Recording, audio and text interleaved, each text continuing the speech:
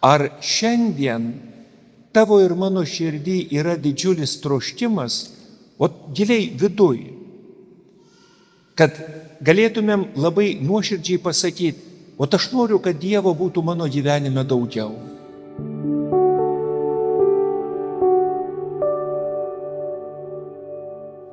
Mėly broliai ir seserys, esam sekminėse Šventosios Dvasios šventėj ir tai yra ir bažnyčios gimtadienis, kai Jėzus randa būdų, kaip kiekvieną iš mūsų prakalbinti ir pakviesti kartu. Juk štai žiūrėkim, kiekvienas iš mūsų turim visiškai skirtingą gyvenimą, savo svajonę, savo planus, kai kurie esat su šeimos nariais, su kuriais praleidžiat daug laiko, einat kartu vien šalia kito, tačiau vis tiek, taip kaip pirštų antspaudai, taip ir mūsų širdis yra skirtingos. Ir va Dievas trokšta, kad Šventosios Dvasios jėga ir galia tas mūsų skirtingumas nebūtų priežastis mūsų nesutarimų ir pykčių, bet priešingai, turtų ir pasidalinimų. Juk kuo įvairesnės dovanos yra mūsų širdį, tuo visi esam turtingesni, jeigu dalyjamės visais tais dalykais. Štai kodėl šiandien klausydamiesi Dievo žodžio ir tyrinėdami savo gyvenimo patirtį galėtumėm labai aiškiai suvokti, kad Dievas užduoda du klausimus tau ir man. Ar šiandien tavo ir mano širdį yra didžiulis troškimas, o giliai viduj, kad galėtumėm labai nuoširdžiai pasakyti, o aš noriu, kad Dievo būtų mano gyvenime daugiau. Bet tikrai, ir šeštadienį, ir penktadienį, ir trečiadienį, ir po savaitės, ir prieš savaitę, kad viduje yra tas troškimas. Dieve, aš kažkaip norėčiau, kad tu būtum arčiau. Galbūt nesiseka, nesugebu sutvarkyti ten charakterio ypatybių, bet yra tas troškimas. Noriu, Dieve, kad tavęs būtų daugiau. Jeigu turim šitokį troškimą, tada suvokiam ir suprantam, kad Dievas duoda ir antrą klausimą. Juk pasirodydamas savo mokiniams, kai durys užrakintos, ką jis sako? Ramybė jums, to, ko labiausiai trūksta mokiniams. Ar aš ir tu esam ramybės žmonės? Paimkim paskutinius, tarkim, 6 metus. Prieš 6 metus buvo Covidas. Kaip per tuos 6 metus mano ir tavo širdis darosi labiau ramybės pilna, ar priešingai? Žiūrėkit, kai kalbam apie ramybę, tai nėra kvietimas iš tikrųjų įsivaizduoti, kad tai yra kažkoks patogumas. Ji būna gyvenime momentų, kai viskas gerai mums ir mūsų šeimos nariams, neturim jokių rūpesčių ir sveikata, ačiū Dievui, dar gera. Bet Dievas, kai kalba apie ramybę, jis kalba ir kad ta ramybė turi išlikti žmogaus širdį įvairiose gyvenimo aplinkybėse. Štai jeigu turėtumėm galę prakalbinti visas šitas mūsų bažnyčios sienas, tai josgi papasakotų, kad čia meldėsi ir vaikščiojo žmonės ir Pirmo pasaulinio, ir Antro pasaulinio karo metu, iš tikrųjų ir pokario metais, ir kai tremtys prasidėjo, ir žmonės meldėsi, kai sužinojo apie mirtiną ligą, ir kai sužinojo, kad artimieji nuėjo šunkeliais. Ir Dievas visiems, visose gyvenimo aplinkybėse trokšta įkvėpti tos ramybės. Tačiau jie įmanoma tik tada, kai įsileidžiam Dievą, kai norim, kad to Dievo būtų daugiau.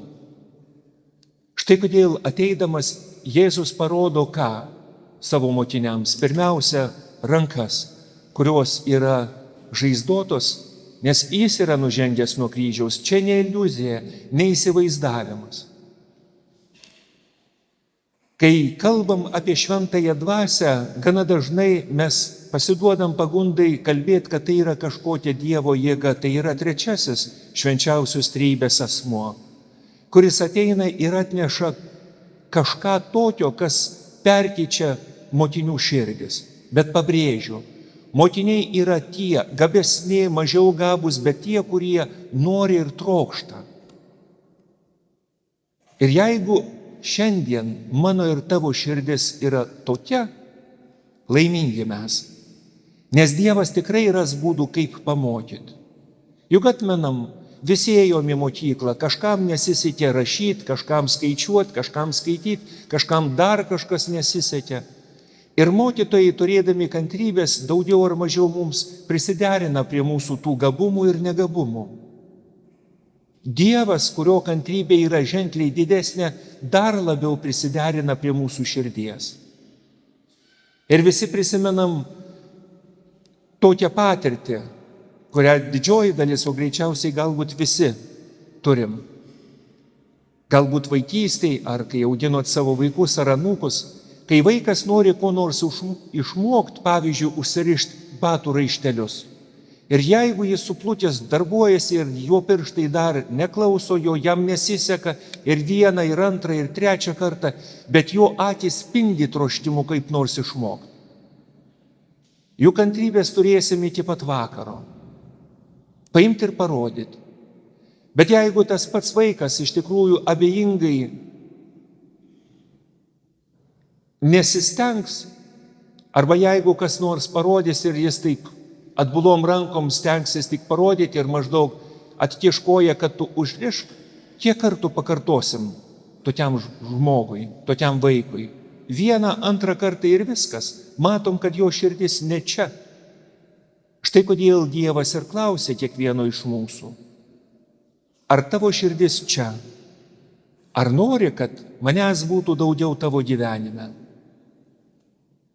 Štai kodėl melsdamiesi mes meldžiamės ir prašom, kad Dievas leistų suvokti, o kodėl tos ramybės ir kodėl ta ramybė, apie kurią mes kalbam per kiekvieną šventąsias mišias, linkėdami tokia yra svarbi.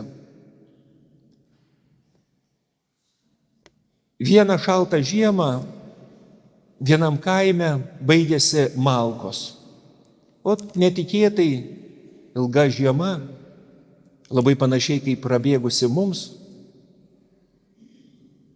Ir tėvas pasiima sūnų ir eina į mišką, ieškoti kokio nors sausuolio, kurį reikėtų nukirsti, kad galėtų iš tikrųjų pasišildyti. Ir nukerta. Suradę iš tikrųjų mato, kuris yra padžiūvęs medis. Ir galiausiai pavasarį praeina ta žiema, eina kartu vėl su sūnumi mišką ir jų nuostabai. Tas kelmas, kuriame buvo tas medis, nukirstas, tai leidžia savo ūglius.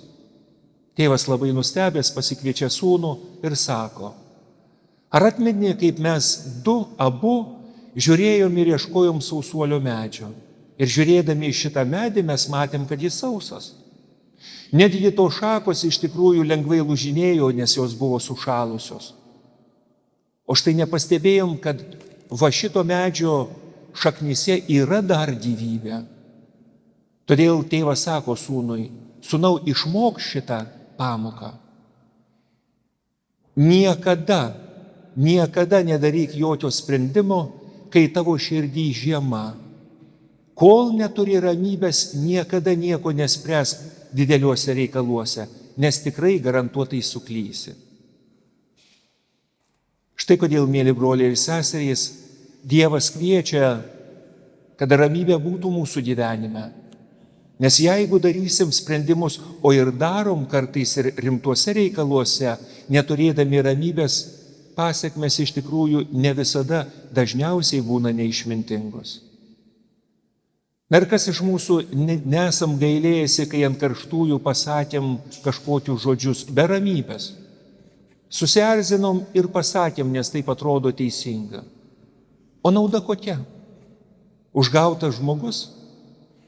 Akimirkai pasijautėm geriau, atseit pasakėm tiesą. Nu ne. Štai kodėl, mėly broliai ir seserys, tos ramybės be galo reikia kiekvienam mūsų širdžiai.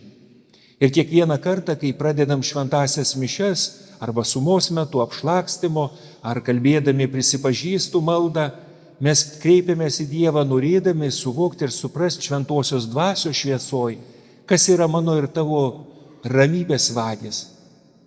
Tai kas vagia mūsų ramybę? Praeitis, įvykiai, kuriuose nesam susitaikę. Kartais kalbant apie atleidimą, apie nuoskaudas, apie kitus dalykus, tenka pamatyti, kaip žmonių būry, bažnyčioj, atsiranda kartais vienas ar kitas žmogus, kuris negali ištverti to kalbėjimo. Širdį jis turi nuoskaudų ir yra prisietęs, kad niekada neatleis. Ir didžioji dalis iš mūsų čia esančių esam girdėję nors kartą, kaip žmogus tiesiog neišmintingai sako, aš niekada neatleisiu to ar kitko. Ir žiūrėti, toks užsispyrimas ką padaro. Ramybė negyvena tokioj širdį. Ir toks žmogus, kaip sakytų liaudis, pats kankinasi ir mūčėja visus šalia esančius žmonės. Ir kuo didesnis tas neatleidimas arba kuo daugiau tų nuoskaudų, tuo mažiau tos ramybės yra toj širdį. Ir Dievas trokšta, kad mes visi pamatytumėm, kas vagia mūsų širdies ramybę ir visą tai išmestume lauk, atiduotume jam. Nes juk Jėzus Kristus miršta ant kryžiaus tam, kad paimtų mūsų širdies naštas.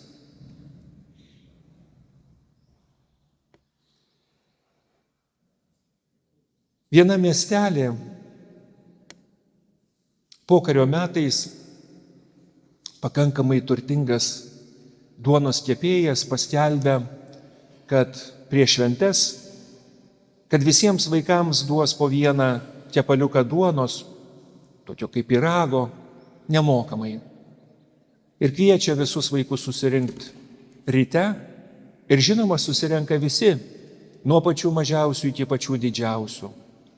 Ir atsistoja šeimininkas sako, aš žinau, kiek jūsų yra, žinau, kiek mūsų miestelį yra vaikų ir visiems yra po vieną.